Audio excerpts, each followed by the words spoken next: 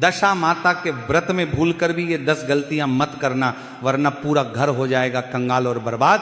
श्री शिवाय नमस्तुभ्यम। महाराज, जैसा कि आप सभी जानते ही हैं कि चैत्र मास के कृष्ण पक्ष की दशमी तिथि, जिस पर दशा माता का व्रत किया जाता है, और महाराज ये व्रत घर की दशा को सुधारने के लिए, घर में आ रही परेशानियों को दूर करने के लिए किया जाता है। लेकिन महाराज, इस व्रत के भी कुछ नियम होते हैं जिनका पालन सभी माताओं बहनों को करना चाहिए। जो भी माताएं बहनें इन नियमों का पालन करती हैं तो दशा माता उसके घर की दशा को मात्र 10 दिन में बदल देती है। अर्थात आपके घर में रुपए पैसों को लेकर घर की जो दशा बिगड़ी हुई थी वो सब माता दशा की कृपा से सुधरने लगती है। देखिए, कई लोग होते हैं जो व्रत भी करते हैं, पूजन भी करते हैं और सभी वह कार्य करते हैं जो कि इस व्रत के किए जाते हैं। लेकिन महाराज, कई बार ऐसा होता है कि हमारे द्वारा की गई एक छोटी सी गलती हमारे घर की उन्नति नहीं होने देती है। घर में हमेशा तनाव का माहौल बना रहता है। हम करते तो सभी के साथ सही है, लेकिन बात कुछ भी अच्छा नहीं होता है। तो महाराज, हमने अपनी पिछली कथाओं में भी कई बार बताया है कि जो भी माताएं बहनें दशा माता के इस व्रत को करेगी और इस व्रत के नियमों का पालन भी करेगी तो दशा माता मात्र 10 दिन के अंदर आपकी घर की दशा को बदल देगी। अब यदि आप इस वीडियो को बीच में छोड़ने का सोच रहे हैं तो आप अभी छोड़ सकते हैं, लेकिन कृपया ध्यान रखें, अगर आप दशा माता का अपमान करते हैं तो ये आपके लिए शुभ नहीं रहेगा। क्योंकि कई लोग होते हैं जो वीडियो को बीच बीच से देखते हैं, आप प्रत्येक अप काट कर देखते हैं और फिर उन्हें अपने जीवन में कभी भी सफलता नहीं मिल पाती है। इसीलिए आपसे भी हाथ जोड़कर अनुरोध है कि इस वीडियो को अंत तक जरूर देखिएगा।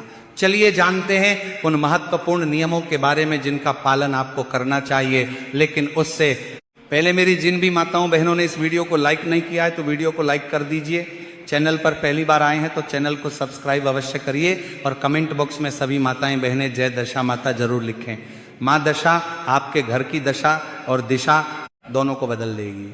आज की इस वीडियो में हम जानेंगे दशा माता व्रत से जुड़ी हुई 10 महत्वपूर्ण जानने योग्य जरूरी नियमों के बारे में। अगर आप इस व्रत को करते हैं तो इस वीडियो को शुरू से लेकर अंत तक पूरा जरूर देखें। तो महाराज, हिंदू धर्म में दशा माता की पूजा करने का और इस दिन व्रत करने का नियम और विधान बताया गया है। ऐसी मान्यता है कि जो भी मनुष्य है इस व्रत को करता है, पूरे भक्ति भाव के साथ इस व्रत को रखता है, उसके घर से दुख दरिद्रता का नाश होता है और बरकत बढ़ोतरी उसके घर में बढ़ती ही चली जाती है। सुख संपदा की उसके घर में कभी कोई कमी नहीं रहती है। चैत्र महीने की दशमी तिथि पर कृष्ण पक्ष की दशमी तिथि आती है। उसी दिन महिलाएं दशा माता का व्रत रखती हैं और काफी क्षेत्रों में इस व्रत को लगातार 10 दिनों तक भी किया जाता है। होली से अगले दिन डुलेंडी से लेकर कृष्ण पक्ष की दशमी तिथि तक 10 दिनों का महिलाएं यह व्रत रखती हैं।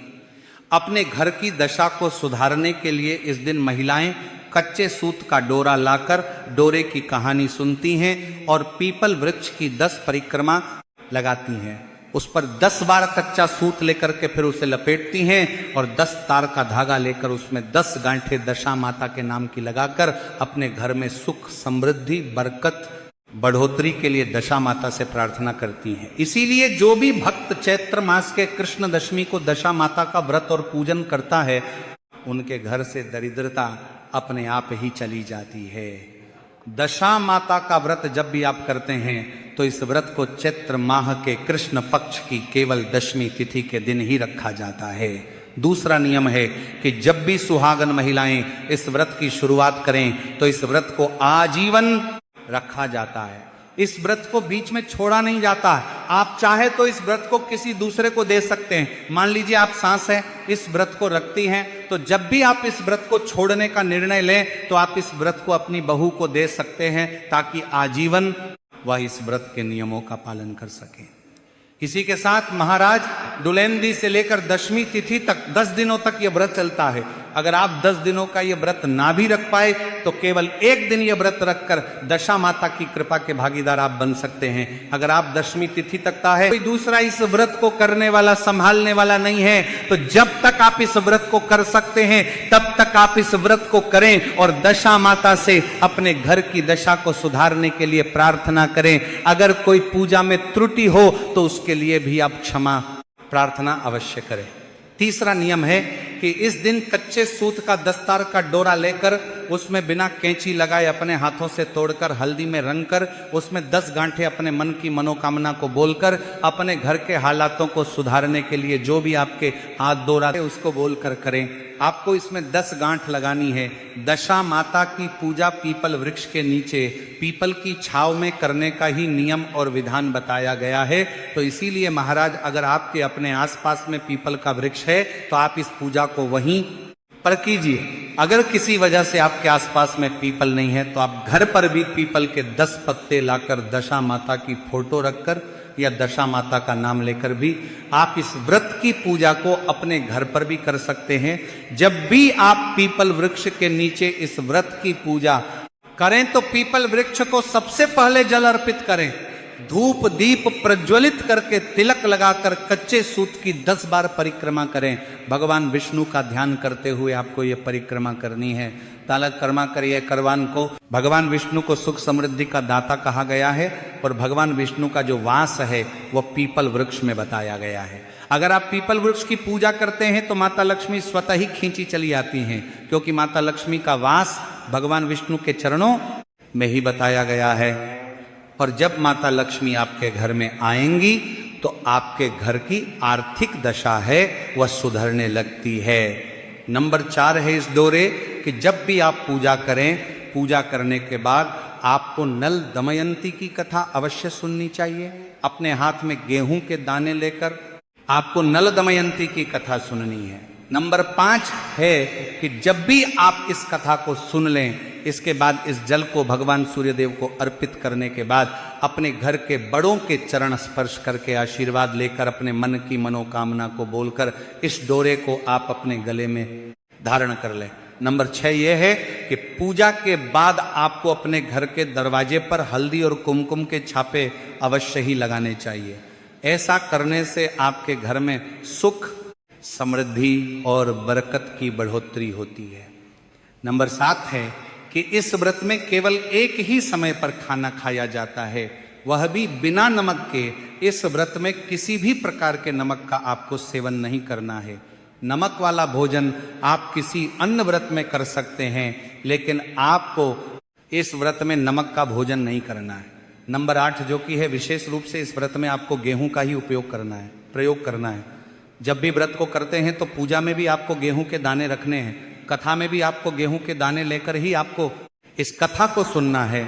नंबर 9 है कि घर की साफ सफाई करके ही आपको आज के दिन इस व्रत की पूजा करनी चाहिए, इस व्रत की कथा सुननी चाहिए। आप एक दिन पहले अपने घर में अच्छे से साफ सफाई कर लें, क्योंकि जहां पर गंदगी होगी वहां पर दशा माता लक्ष्मी माता गलती से भी प्रवेश नहीं करती हैं। अगर आपको अपने घर की दशा सुधारनी है तो अपने घर में साफ सफाई का विशेष तौर पर ध्यान रखें।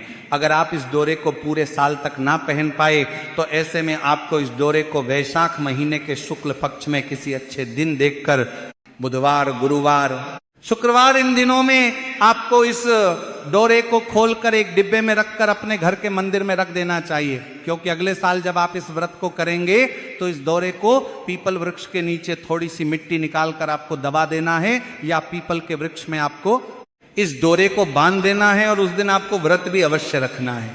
अगर आप दशा माता के व्रत में इन 10 नियमों का पालन करते हैं तभी आपको इस व्रत का पुण्य प्राप्त होता है। अब महाराज, हम आप सभी को यह भी बता देते हैं कि इस बार यह व्रत कब रखा जाएगा, 12 या 13 मार्च, और इसी के साथ पूजा का शुभ मुहूर्त क्या रहेगा। तो महाराज, दशा माता व्रत प्रत्येक वर्ष चैत्र मास के कृष्ण पक्ष की दशमी पर किया जाता है। ऐसे में महाराज इस वर्ष दशमी तिथि की शुरुआत 13 मार्च को सुबह 6:29 पर होगी और इसकी समाप्ति अगले दिन 14 मार्च को सुबह 8:11 पर होगी। ऐसे में उदया तिथि के अनुसार यह व्रत इस बार 13 मार्च दिन शुक्रवार को ही रहेगा। अब बात करें पूजा के शुभ मुहूर्त की, तो इस दिन पूजा का शुभ मुहूर्त सुबह 6:53 से सुबह 11:19 तक रहेगा और अगला मुहूर्त दोपहर 12:47 से 2:16 तक रहेगा। तो महाराज, उम्मीद है कि यह जानकारी आप सभी के लिए उपयोगी होगी। अगर आपको यह जानकारी पसंद आई हो, वीडियो को लाइक करें, चैनल को सब्सक्राइब करें और कमेंट में जय दशा माता जरूर लिखें। धन्यवाद।